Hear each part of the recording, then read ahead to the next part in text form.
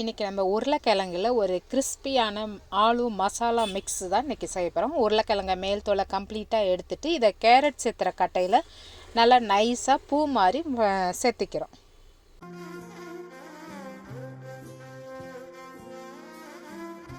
இப்போ எல்லா உருளைக்கிழங்கையும் நம்ம கேரட் சேர்த்துற கட்டையில் நல்லா சேர்த்து எடுத்தாச்சு.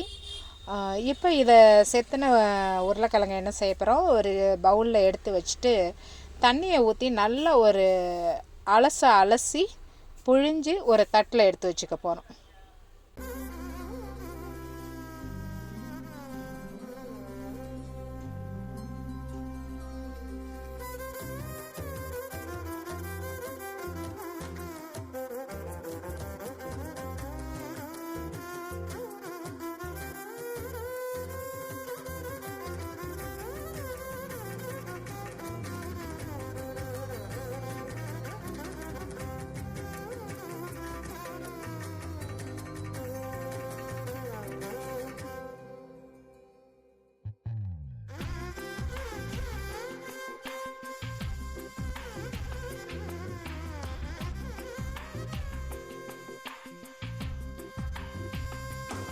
இப்போ எல்லா உருளைக்கிழங்கையும் நம்ம அலசி எடுத்தாச்சு.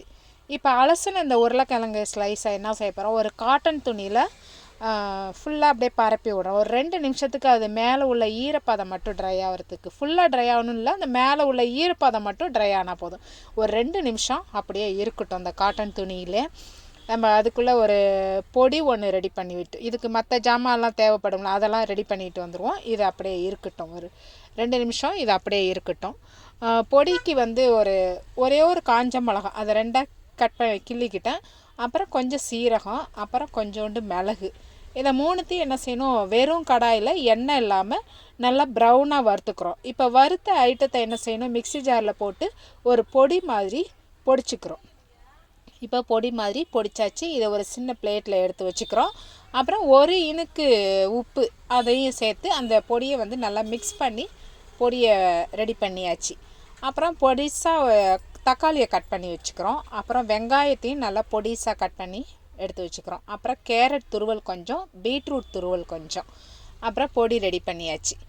இப்போ எல்லாம் ரெடியாக இருக்குது. வாங்க நம்ம ஆலு மசாலா மிக்ஸு எப்படி செய்வோம். ஃபஸ்ட்டு வந்து இந்த 2 மினிட்ஸ் வந்து நம்ம உருளைக்கிழங்கு ஸ்லைஸை காட்டன் துணியில் வச்சுருந்தாலும் ஸோ ட்ரை ஆகி ரெடி ஆகிடுச்சு. இப்போ கடாயை அடுப்பில் வச்சு எண்ணெயை ஊற்றி எண்ணெய் காஞ்சோன்னே நம்ம பொடிசாக கட் பண்ணி வச்சுருக்கிற அந்த உருளைக்கிழங்க எண்ணெயில் போட்டு பொரித்து எடுக்க வேண்டியது தான்.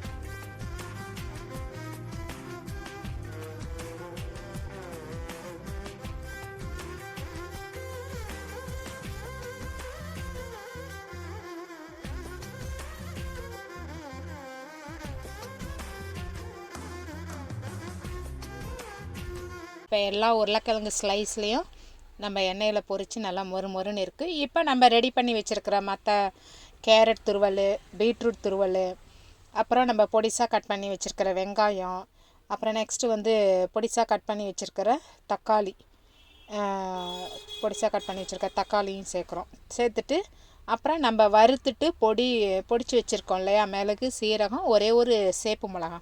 ஸோ அந்த பொடியில் ஆல்ரெடி உப்பு மிக்ஸ் பண்ணி வச்சுருக்கோம். ஸோ அந்த பொடியை ஃபுல்லாக தூவி விட்டுட்டு இப்போ வந்து ஆலு மசாலா மிக்ஸு ரெடி ஆயிடுச்சு. இப்போ இதை இந்த மசாலா மிக்ஸை எல்லாம் போட்டு வச்சோம்ல, இதை எல்லாத்தையும் மிக்ஸ் பண்ணி விட்டால் ஆலு மசாலா மிக்ஸு ரெடி ஆயிடுச்சு. இந்த மாதிரி செஞ்சு கொடுத்தா குழந்தைங்கள்லேருந்து பெரியவங்கலேருந்து விரும்பி சாப்பிடக்கூடிய பக்காவான ஈவினிங் ஸ்நாக்ஸாக இருக்கும்.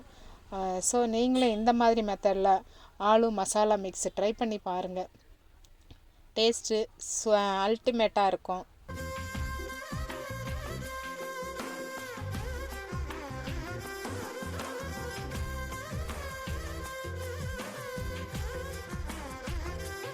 நீங்களும் இந்த மாதிரி மெத்தடில் ஆலு மசாலா மிக்ஸ் ட்ரை பண்ணி பாருங்கள். தேங்க்யூ.